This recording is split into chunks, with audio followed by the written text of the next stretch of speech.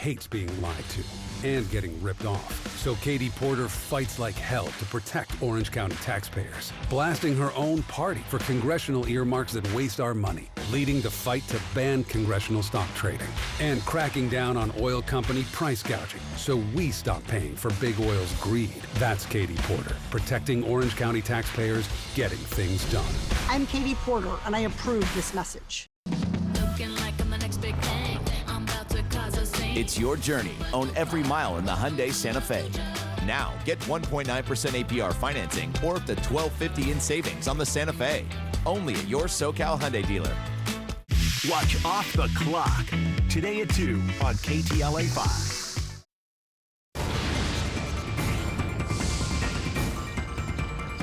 Thank you. Join us for the KTLA 5 News at noon. I'm Glenn Walker. And I'm Lou Parker. We begin with some sad breaking news. The Los Angeles Times is reporting that beloved character actor Leslie Jordan has passed away here in Hollywood. TMZ was the first to report that Jordan may have suffered a medical emergency just before crashing his BMW into the side of a building. Jordan was famous for sparring with Karen Walker on Will and Grace and also starred in Hearts of Fire and American Horror Story. And in recent years, Jordan became a social media sensation. We will have more on this story as details come into our newsroom. Leslie Jordan was 67 years old. And now to developing news. Local communities are on alert after a rise in anti-Semitic incidents, including one that appears to have been inspired by rapper Kanye West. 2 anti-Semitic acts occurred in our area over the weekend. Meantime, Kanye West is facing more fallout from recent remarks he made against the Jewish community. KTLA 5's Lauren Lister is live in Beverly Hills with the latest developments. Hi, Lauren.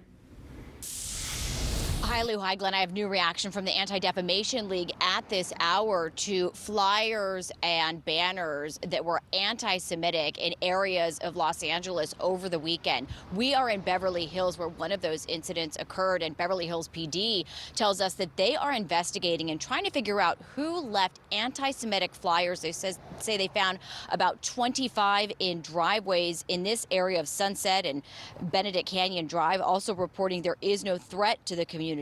Also in areas of West LA, a city council candidate reporting he and his neighbors woke up to anti-Semitic flyers at their homes. And on Saturday, social media users posted photos from the 405 freeway where anti-Semitic signs could be seen on an overpass. A small group of people appeared to hang the flags, which echoed a sentiment by rapper Ye, who of course we know is Kanye West. West has come under fire for anti-Semitic comments on social media and in broadcast interviews recently. The Anti-Defamation League accusing a hate group that they've been tracking for the banner and some of the leaflets in the LA area, saying their aim is to provoke a response. Listen. What we urge is not to give these propagandists the oxygen and the attention they seek. We condemn them. We all should gather together to condemn them. But please, please do not repost on social media imagery of these flyers, giving these people what they want, which is more attention. Even more scary is the way in which hate groups like this one have now leveraged the comments by Kanye West. And pressure is mounting on Adidas to end its business relationship with Kanye West. The LA Times reports CAA, the prominent Hollywood talent agency, has already stopped representing West amid that growing call to boycott the rapper. Balenciaga, JP Morgan, and The Gap have also reportedly recently parted ways with the rapper. A local ADL LA official confirming to me that the ADL's chief executive had a series of conversations with senior Adidas executives over the weekend to discuss Ye, calling the company's response, quote, insufficient. Now, Kim Kardashian, look at this. She, of course, shares children with Kanye West and has been splitting with him.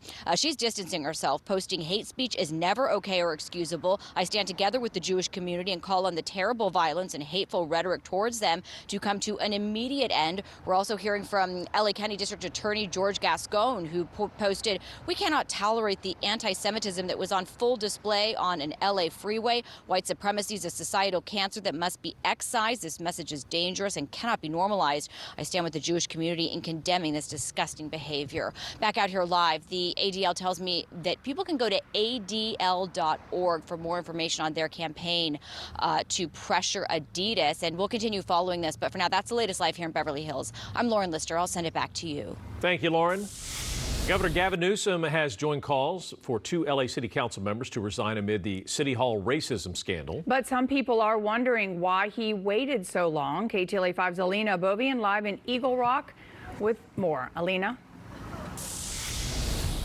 Lou, Glenn, good afternoon. You know, first it was LA Mayor Eric Garcetti, and then President Joe Biden even called on Gil Cedillo and Kevin De Leon to resign. Well, now it's Governor Gavin Newsom, but some people say, why so late? Why wait 2 weeks to make this statement? Well, the governor says he's been waiting because he was hopeful that the 2 politicians here locally in LA, they would resign on their own. Here's a listen.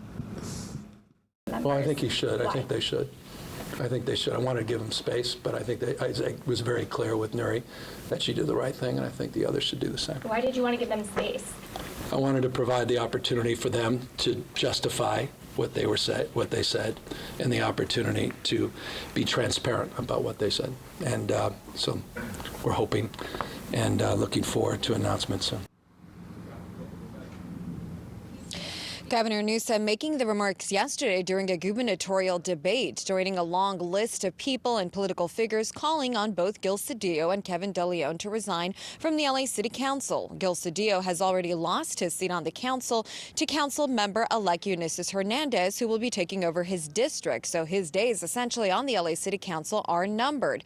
As for Kevin De Leon, the focus now is on him to resign. The City Council has asked for both men not to show up to the meetings. It cannot expel members, but both council members have been stripped of their duties.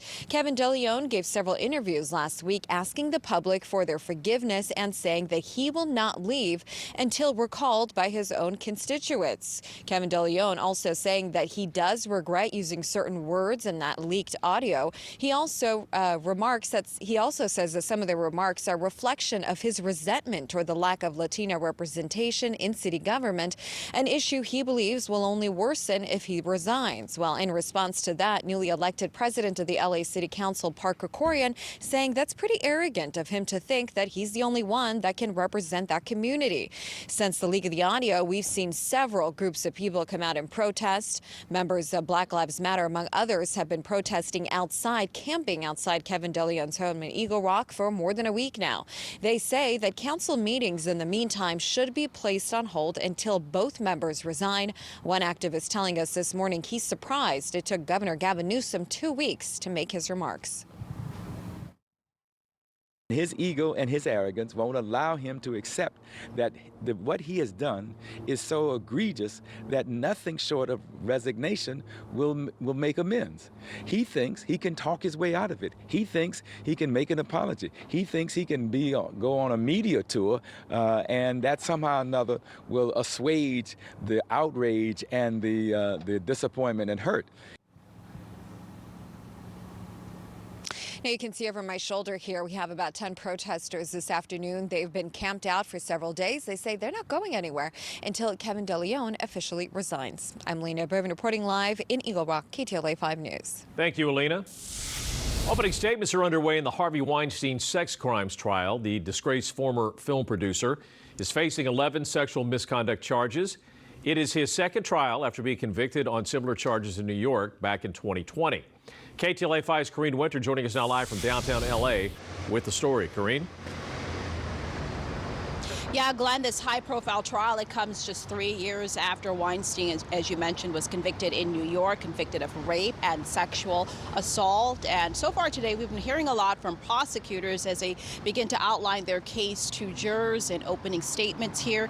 They've been arguing that Weinstein abused his power in Hollywood as a huge film mogul to allegedly sexually assault female victims in Los Angeles and also in Beverly Hills. These alleged assaults, they date back back to 2004 to 2013 here in California. And his trial in New York, it wrapped up in 2020. And at that time, the judge sentenced him to 23 years in prison.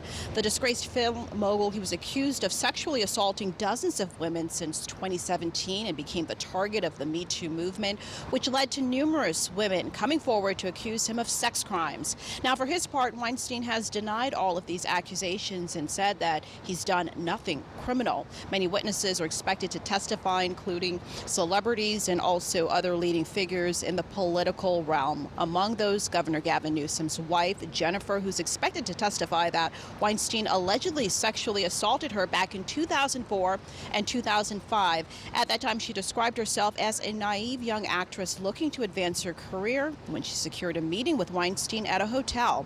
Here's more from our KTLA legal expert.